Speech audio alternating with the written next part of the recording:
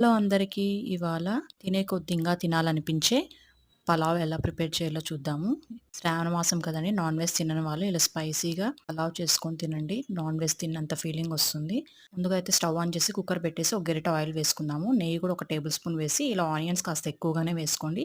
ఎప్పుడైనా మీరు పలావ్ చేయాలంటే ఇలా ఆనియన్ బాగా మగ్గించుకుంటే పలావ్ కలర్‌ఫుల్‌గా వస్తుంది. అలాగే 2 టమోటాలు కట్ చేసినవి, కారానికి తగ్గట్టు పచ్చిమిర్చి ఒక 4, 5 వేసుకొని, కొద్దిగా కరివేపాకు వేసి, ఒక 2 టేబుల్ స్పూన్లు సాల్ట్ కూడా యాడ్ చేసి బాగా మిక్స్ చేద్దాము. అంతలోపల మసాలా ప్రిపేర్ చేసుకో మిక్సీ జార్ తీసుకొని చెక్క, లవంగం, యాలక్క అన్నీ ఒక 3, 3 వేసుకున్నాను. అలాగే అల్లం ఒక 2 ఇంచులు వేసుకొని, తెల్లవాయలు ఒక 5, 6 వేసుకొని, కొత్తిమీర ఒక గుప్పెడు వేసుకున్నామండి. అంతా వాటర్ వేసి బాగా మిక్సీ పట్టుకున్నాం. ఆ మసాలా అంతా కుక్కర్‌లోకి వేసి బాగా ఫ్రై చేసుకొని 2 టేబుల్ స్పూన్ల ధనియాల పొడి కూడా యాడ్ చేసి అంతా బాగా మగ్గించుకుందాం. అలా మగ్గిన తర్వాత అయితే ఒక గంట ముందే 2 గ్లాసులు బియ్యం నానబెట్టుకున్నాను. ఆ బియ్యంలోకి 4 గ్లాసుల వాటర్ వేసి కుక్కర్‌కి ఒక విజిల్ పెట్టేసుకుంటే మన టేస్టీ అయిన